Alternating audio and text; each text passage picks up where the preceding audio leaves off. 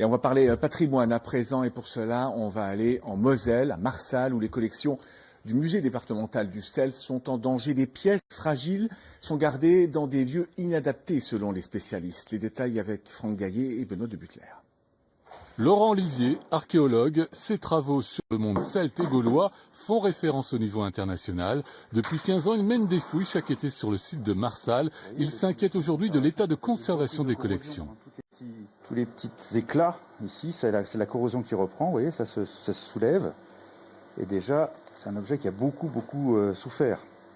Le site de Marsal est considéré comme l'un des plus importants ateliers de production de sel à l'âge du fer, une proto-industrie unique en Europe datant du VIe siècle avant Jésus-Christ. C'est pour cette raison que le musée d'archéologie nationale de Saint-Germain-en-Laye s'est engagé pour des fouilles sur une période aussi longue. Les moyens techniques qui sont dévolus à la conservation de ces collections, ça va pour une conservation provisoire, mais ils ne sont pas du tout adaptés pour une conservation au long terme. Le site est important par son histoire, et donc ces collections ici, elles ont tout à fait leur place, elles ont leur raison d'être ici plutôt qu'ailleurs. Et à mon avis, il est essentiel qu'elles restent là. Dans le collimateur de l'archéologue, le musée de Marsal et son propriétaire, le département de la Moselle, qui depuis un an mène une politique drastique de restrictions budgétaires, 5 mois de fermeture, plus de conservateurs, moins de personnel qualifié et des tarifs en hausse sensibles pour les scolaires. Un outil culturel pourtant labellisé Musée de France, accueillant 12 000 visiteurs en moyenne et créant des emplois indirects.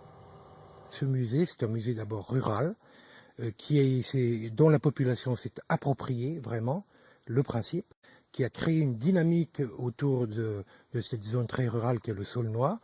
Et notre inquiétude, c'est que cette dynamique se brise un petit peu au travers de la politique menée actuellement.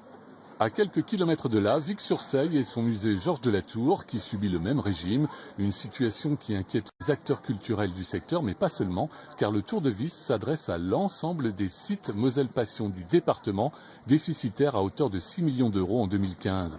Les rumeurs de fermeture circulent et le principal initiateur de ces sites culturels tire lui aussi la sonnette d'alarme. Quand on fait des économies de principe, qui ont tendance même à dénigrer l'effort culturel, ça devient dangereux pour la vie des territoires, d'abord pour la liberté, l'éducation.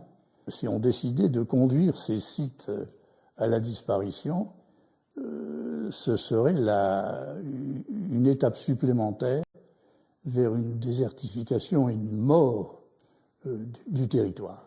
Du côté du département de la Moselle, pas de réponse avant 2017, le temps sans doute nécessaire pour poser un diagnostic in fine.